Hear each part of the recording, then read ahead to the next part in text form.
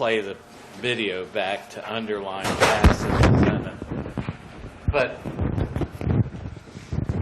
I want to finish up what we're doing with Hume, because what we want to see is that there's a test that Hume says we can use to decide whether or not a concept we're using has any meaning and whether or not what the concept relates to is defensible philosophically. And I give that in this slide 8 on the Hume on the self PowerPoint. And the point is, if we see the way Hume challenges the self, we can see how he does it with other things. He says that if we cannot trace our idea back to a previous sense impression, then the word we're using maybe has no clear meaning, and that we also can't defend on the basis of experience the claim we're making about what it is we're talking about, whether it be the existence of material substance or continuous self or a necessary connection in laws of cause and effect that enable us to say that there are universal regular laws of nature in effect. So he says we have to ask, from what impression is that idea derived that's attached to the word we're using? And if there's no impression, then he says we may be using a word meaninglessly. And let me go back. So Hume says specifically on the self, he says some philosophers like Descartes and Berkeley think we have a continuous self. So did Locke. Locke argued for personal identity on the basis of our memory. Descartes argued for personal identity on the basis of the fact that the I refers to an immaterial soul or substance. And the idea is it retains its identity throughout over time, and that the soul is simple and non-composite. This is a view going back to the time of the Greeks, which we're not going to dwell on. So some philosophers say it's from our consciousness that we get this confidence that we're a continuous self. And this was certainly what we saw Descartes arguing for. And we'll go over his arguments again before the end of the period. And he gives Descartes' point. If the self is doubted, then there seems to be no certainty anywhere. Remember, Descartes said, if I doubt everything else, the one thing I can't bring into doubt is that I exist as a continuous self or soul. But if we doubt that, then everything else is open to doubt. But what Hume is going to try to say is, well, do we have an idea of a continuous self or soul based on and traceable back to an actual experience of that continuous self or soul? And what Hume is going to say is, no, we don't. And so we should be skeptical about that. He says the self is thought to exist throughout our lives continuously and invariably, right? I say, well, hey, I'm the same man as the person who graduated Poly in '68 and who was born in 1950 in Trenton, Pennsylvania. I'm the same self. And you can make similar claims about yourself. I also believe I'm the same person as the person who stood before you the last time we met. But what Hume is saying is, yes, I, David Hume, have to believe that too, but he says, when I ask whether I can defend that as a philosopher, when I'm asked whether I can provide rationally defensible evidence for that belief, what Hume is going to try to say is, no, I can't. Because I can't trace the idea of such a self back to a continuous and invariable impression. And he says that's what the impression has to be in order to derive that conclusion about the self from it. So he says an impression of such a self should continue to be invariably the same throughout our lives. We have no constant and invariable impression of the self. Hence, he says we don't have any idea of the self on which we can attach that word.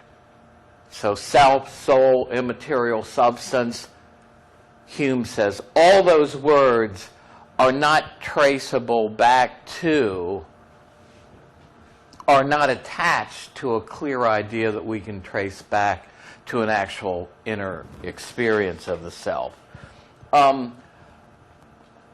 So Hume says, where would I find such an impression of the self?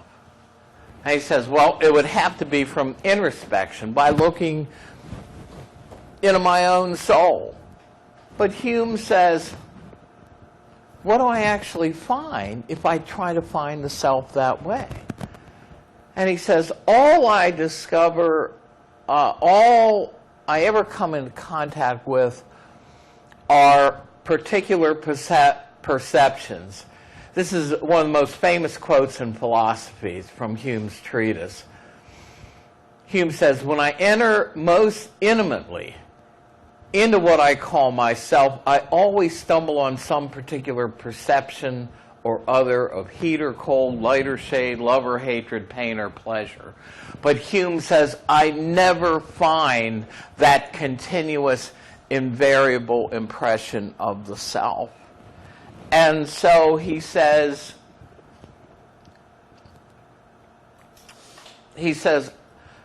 all I find are these discrete, fleeting perceptions, and I can't catch myself without a perception and can never observe anything but the perceptions. And he says these are in constant flux and change. He compares the mind to a theater where things come and go. Now, they didn't have movie theaters back then because we're talking about the late 1700s, but they did have regular theaters. So he says there is no impression-based idea of a constant, invariable self. He says the only thing we can defend about ourselves philosophically is the existence of these discrete, independent, constantly fleeting perceptions. So he says the only thing I can defend philosophically is a concept of myself as just a bundle or a collection of these different perceptions. He says, and these are in constant movement. They succeed one another in inconceivable rapidity, and the mind is a theater on which these perceptions are constantly displayed. So he says, from experience, I see no simple soul, but a complex of different perceptions when I introspect, and I don't see anything that has identity. So Hume says, from a philosopher's standpoint, I can't defend the existence of the self. But he says, don't we have the strong belief, natural belief? Doesn't our human nature make us believe that we're the same person?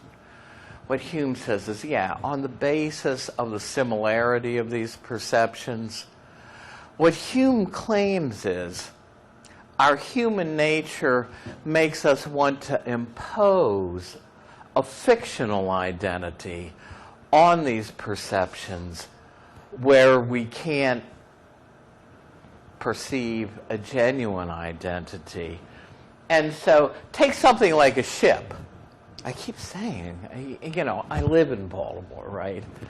You never, when you live in Washington, you don't visit the sites in Washington. When you live in New York, you don't visit the Empire State Building. When you live in Baltimore, you can be an old guy like me and never have gone on a tour of the Constellation, that ship down the Inner Harbor that dates back to Revolutionary War times.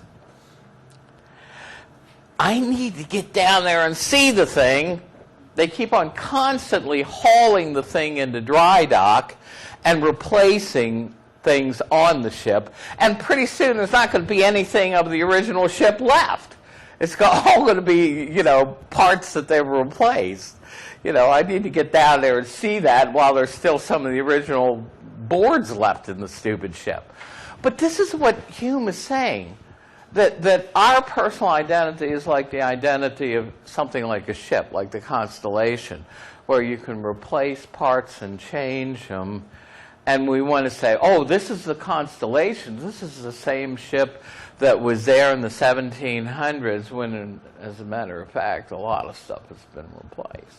And doesn't science tell us most of our cells get replaced every 7 years? Something to think about. So at any rate, so Hume's saying this belief that we're a continuous self,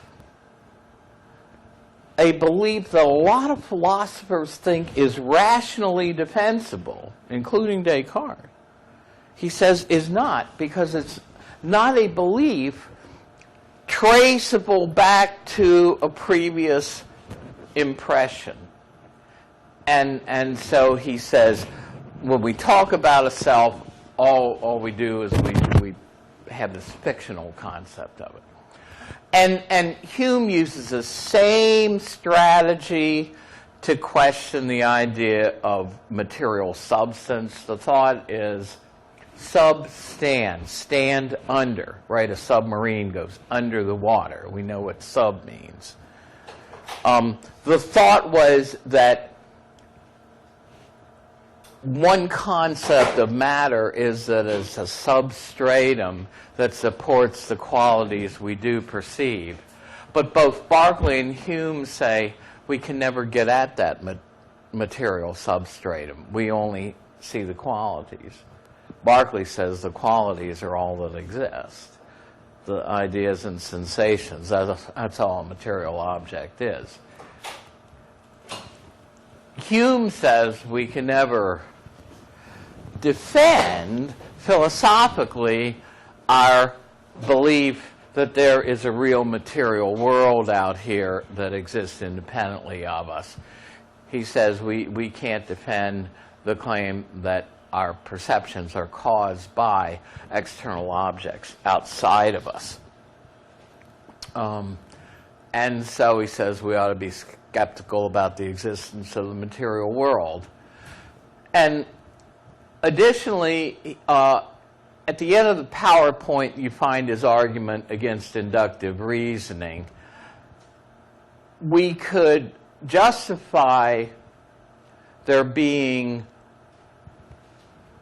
universal scientific laws that always hold, that held in the past and are always going to hold in the future, if we could see a perceptible, necessary connection between causes and things and their effects. Then we could say there are universal laws, the existence of which we can defend philosophically. But Hume uses the same strategy here, and he says, what do I see when I see one billiard ball roll into another? I see that the cause precedes the effect in time, and that it has to be contiguous. That is, the balls have to be touching for there to be a cause and effect relationship. But Hume says I can examine that as closely as possible, and I never see, that is, I never have an impression of a necessary connection between the cause and the effect that would allow me to say these causes are always going to produce these effects in the future as they have done in the past. So Hume says I can't defend universal scientific laws. Now we can do it probabilistically, but Hume says that and you can look at the PowerPoint on this, that makes us make an indefensible logical jump between all A's we have observed in the past have been B's to the claim that all A's are going to be B's. You know, that all water heated to 212 degrees Fahrenheit at sea level is going to boil because it's done it every time in the past. Hume says you can't justify philosophically that the future is going to be like the past. And you say, well, wait a second. Nature's uniform. I can bring in the concept of the uniformity of nature and justify this kind of probabilistic cause and effect reasoning. But Hume says, how are you going to prove that nature is uniform if it isn't by using probabilistic reasoning? But that's exactly, its legitimacy is exactly what I'm calling into question now. So you're just begging the question against me if you try to justify inductive probabilistic reasoning. Sorry, I thought I had brought this down. By use of cause and effect. So, at any rate, but this is all recorded, and you've got those PowerPoints. So that's the basis of Hume's skepticism, and it was very, very hard for people to answer it. Now, frankly, I don't think we're in the inside. We do perceive external objects directly, rather than perceive different internal images that all represent that book bag. We do perceive the book bag directly, but we do it in different ways. What changes are the ways that we do it, but we perceive things directly, and there is not the logical gap that Descartes and the British empiricists thought that there was. And a lot of philosophers into the early 20th century thought that there was the same logical gap. So there is a way to question this, and the way of doing it is to do what Thomas Reid did in Hume's own day against him, to question the very premise, the premise that what the mind immediately perceives is only its own internal sensations. No, we do perceive things directly in the external world. The ordinary man on the street or woman on the street is right about that. The philosophers, like these philosophers, were wrong, you know. So we don't have to be as skeptical as David Hume wants us to be. Anybody else? It's okay, I'll get it. Anybody else need a copy of the review sheet? All right, I'm going to do some review. Yeah, just raise your hand. Okay. All right. So.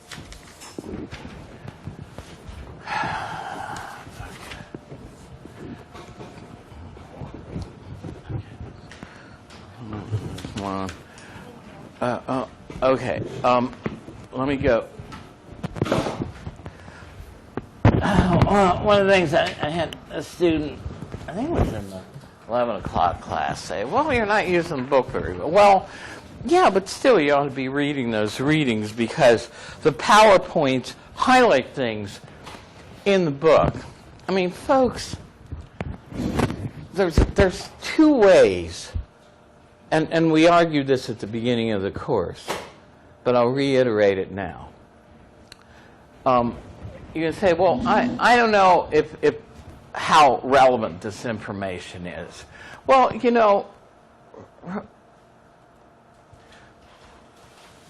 I mean, this is a piece of the history of Western civilization. In order to understand things, this is a good part to understand. And remember, folks, I may be an old white guy, but I am following a syllabus the first of all, Dr. Alcott Arthur made up. And at one time, when we were thinking of getting a philosophy minor, and we needed some people to teach some more upper-level courses to support a philosophy minor, one of the courses that they were thinking of having me teach was a course in British empiricism. You know, that's how important Dr. Arthur thought it was. And also Dr. David Scott, who's African American, essentially did the revised outline of a syllabus and the topics we ought to cover, So there are reasons why we think you ought to be exposed to this particular subject matter, but it goes beyond that. And it's going to transition to what I'm doing here. I was once considered, actually I was hired, but their funding fell through, for a special summer program at UMBC. They found that African American students from various colleges were ill-prepared, the ones who they wanted to accept in the med school were ill-prepared. No, I think it was the University of Maryland, Baltimore County in their med school, for the reading comprehension part of the MCAT, the medical college aptitude test, the test that people get where you've got to give them a score to help you get into med school. And folks, when they talk reading comprehension, and the LSAT is even more that. That's the law SAT. They're not talking just about whether you can follow a storyline in a novel. They're talking about the kinds of skills we're teaching here in the background without telling you that that's what we're doing. When you look at these tests, they focus on critical thinking skills. Can this person look at a piece of text and say, well, what is the main point that the author is discussing in this paragraph? Are they advocating that point, or are they arguing against it? If they're advocating it, what reasons, or what are the main reasons they're presenting why we ought to agree with them? If they're arguing against it, what are the points they're making against it? And this is the kind of thing that I do in the PowerPoints. I focus on the kinds of things that are important in a reading passage. The main points these philosophers are making, and the points for and against, the points they're arguing for, or the views they're criticizing, whether we look at the passages always in the text, you ought to go back and compare the main points in the PowerPoints with the readings and say, okay, how did Professor Morawski, to a certain extent, has done the work for me. Let me pass this around again. If you just pass that through. So, but how did he get these main points?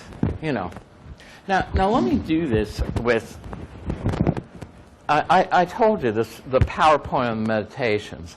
Always when I do the review, I start with what is farthest back, because I know I'm not going to get through everything, And so what I want to look at is some of the stuff in the meditations, and if you have your book, you can follow, because I'm on page 187. But I'm going to make those points through the book because the PowerPoint was based on the original primary text from Descartes' Meditations. That's why I called it the PowerPoint, not just a PowerPoint on Descartes, but on the Meditations. So, you know, folks, again, you know, when you come to study for a test, and yeah, I said you could use some of these materials, but especially a test where you're not allowed to. When you're reviewing stuff the night before a test, even if you read something, suppose you read something a month ago, not going to remember everything, but one thing highlighting does is when you're studying for the test, and most of you know this, but I'm trying to remind you of something you already know. You don't have time to go and read, you know, all the readings again, but you go back and you look at the main points that you highlighted, and you said, well, those main points are stuff that I could get asked questions on. Let me review the main points. I don't have time to read the whole thing over again. So that's what I'm going to do now. Here's some of the main points beginning on page 187 on Meditations 1. And you'll see how closely the PowerPoint follows this. On page 187, he says, it is now some years since I detected how many were the false beliefs that I had from earliest youth. So Descartes says, I got a lot of false beliefs, as I said in the PowerPoint. He says, I must once and for all seriously undertake to rid myself of all of the opinions which I had formerly accepted and commenced to build anew the foundations. So there's Descartes' twofold program. He's going to try to bring into question some of his former beliefs that he thinks should maybe be abandoned, and he's also going to put the whole of philosophy and knowledge on new foundations. And because he tried to do this, this is why we call him the father of modern philosophy. Now, here the indented stuff is the stuff from the Meditations itself. The other stuff is your author's comments. He tries to bring out the main points as well. That's why I say, I mean, you got to read your text. Multiple exposures to the same thing, folks. That's the key to learning. You have Professor Murawski emphasizing the main points. You read your text, and you have Professor Solomon, who is no longer with us, but was a great teacher, University of Texas, pointing out the same stuff. Descartes resolves to doubt everything he believes. But he says, as I put in the PowerPoint, he doesn't need to go through everything. That's undoable. It's necessary only for him to examine those main principles that define his beliefs. He says, now for this object, it is not necessary that I should show that all of these beliefs I have are false. He says, I'd never arrive at an end. I'd never finish the project. But then he goes down, if you look at the middle, he says, and remember, I'm recording this, so you can find it. If I'm able to find in each one some reason to doubt, in each one some reason to doubt, this will suffice to justify my rejecting the whole. So if I can find a reason to doubt a belief, I can set it aside as if it's false. He said, and for that end, it will not be requisite. That is, I don't have that I examine each particular belief, right? He said, which would be an endless undertaking.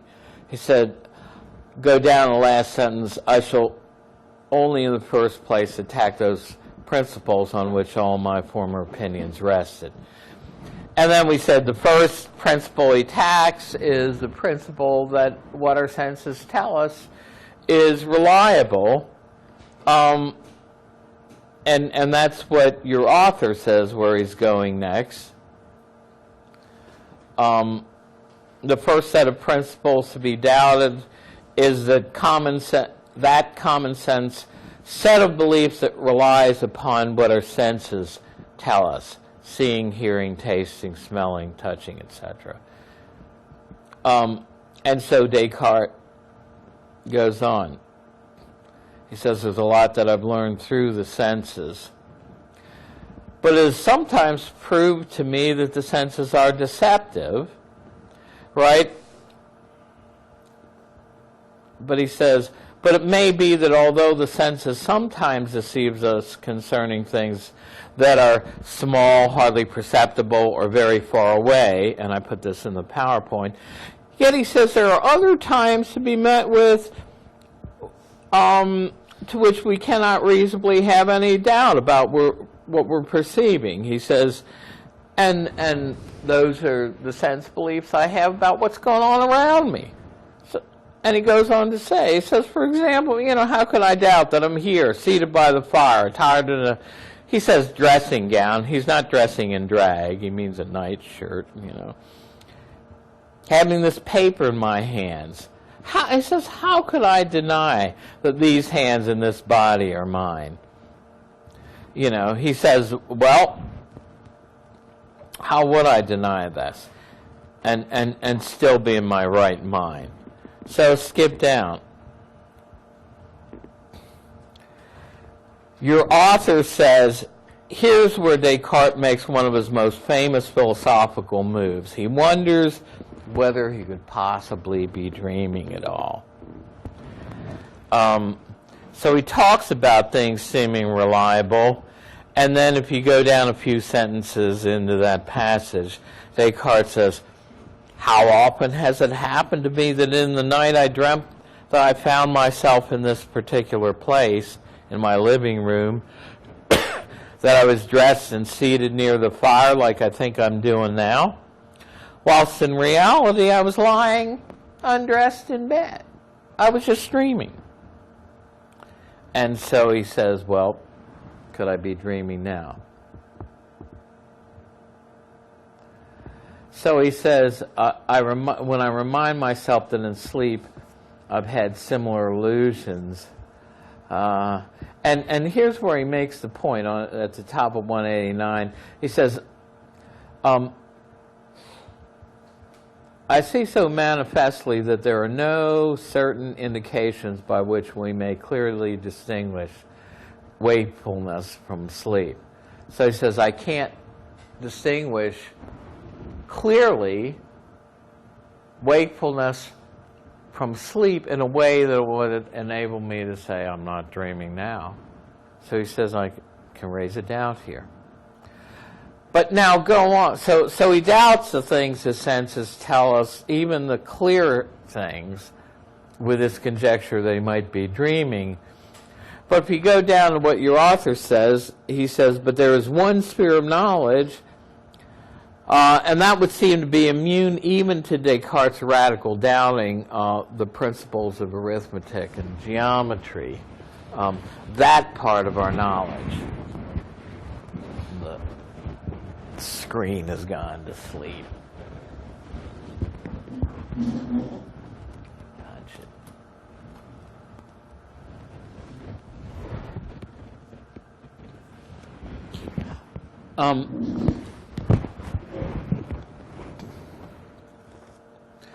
And if you look down at that passage, the next to the last sentence makes the main point I made in the PowerPoint.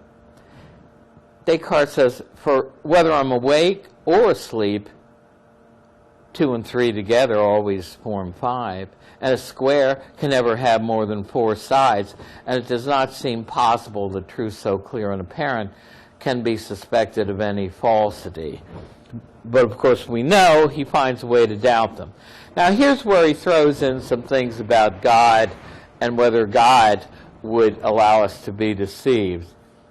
Go down about halfway. He says, how do I know that I am not deceived every time that I add 2 and 3 or count the sides of a square or judge things he says, possibly God has not desired that I should be thus deceived, for he is said to be extremely good. God's good, so he's not going to deceive us. Although he asks a question that I wish he had answered. He says, if, however, it's contrary to his goodness to have made me such that I constantly deceive myself, or it should appear to the contrary to his goodness to permit me to be even sometimes deceived, I can't doubt that he permits us sometime. But here's where he says, look, even if God's not in the picture, if we go to the next page, I'm going to skip over a lot of what's in this paragraph. If you look at what your author says, he says, to bring this method to its extreme conclusion, Descartes now introduces a drastic supposition. So your author is trying to key you into the main points just as I did when I constructed this PowerPoint. Namely, the supposition that not a good God, but an evil genius, a malicious demon, is constantly deceiving him, even about those things of which he seems to be most certain, like the truth of arithmetic and geometry. Descartes says, I shall then suppose not that God, who is supremely good and the fountain of truth, but that some evil genius, not less powerful than deceitful, has employed his whole energies in deceiving me. And he goes into describing that.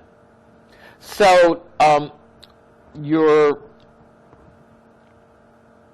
textbook author ties everything together. At the bottom of 190, says Descartes now doubts everything until he finds one principle that's beyond all doubt. That principle is the fact of his own existence. That he cannot doubt, for if he doubts it, he still knows that he must exist. To doubt it. You know, so in other words, he can doubt everything else going on in the world, and even the truths of arithmetic and geometry, but he can't doubt that he's there to be deceived or to raise a doubt.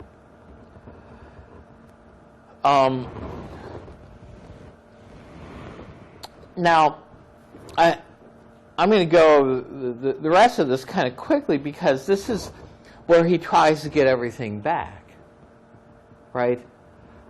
But you can say, well, wait a second. He started out doubting what his senses and geometry tell him. Now, he's going to get it all back. Okay. How do we rid ourselves of the evil genius? In the meditations themselves, your author says on 191, he tried to show that we could indeed get rid of the evil genius, having watched Descartes work his way into the depth of Plato's cave, where we're doubting all of our knowledge. Let's now watch him work his way out again. Now, at the bottom of the first paragraph, under Meditations 2, is where I put that slide in about what Descartes is looking for. What's going to help him get out of all this skepticism? He needs at least one unshakable truth, and it's going to be like the point Archimedes needed to move the earth. Descartes says Archimedes, in order that he might draw the terrestrial globe, the earth, out of its place and transport it elsewhere, demanded only that one point should be fixed and immovable. That is, you need a point on which to rest the lever to move the earth. In the same way, Descartes says, I shall have the right to conceive high hopes if I am happy enough to discover one thing only that is certain and indubitable. One principle that I cannot doubt. So what does Descartes end up with? Well, on 192, he says, am I so dependent on body and sense that I can't exist without these? And of course, Descartes thinks he can exist as a self without the body. Descartes says, but I was persuaded that there was nothing in all the world by the evil genius, right? There was no heaven, no earth, there were no minds, no bodies. Was I not likewise persuaded that I did not exist? And Descartes stops here. He says, not at all. Of a surety, I myself did exist, since I persuaded myself of something, namely that to doubt all these things.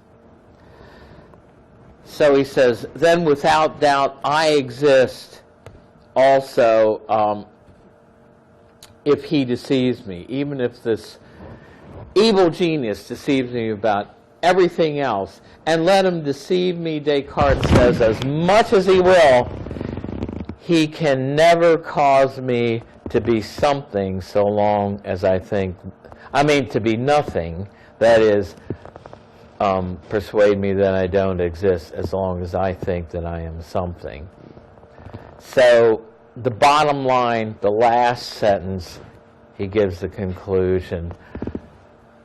I exist is necessarily true each time that I pronounce it or that I mentally conceive it, says Descartes.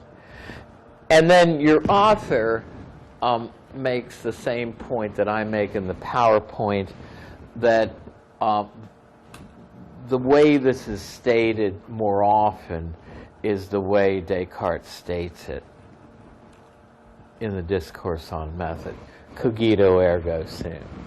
I think, therefore I am. So he says, what is a thing which thinks? And then basically we get thought,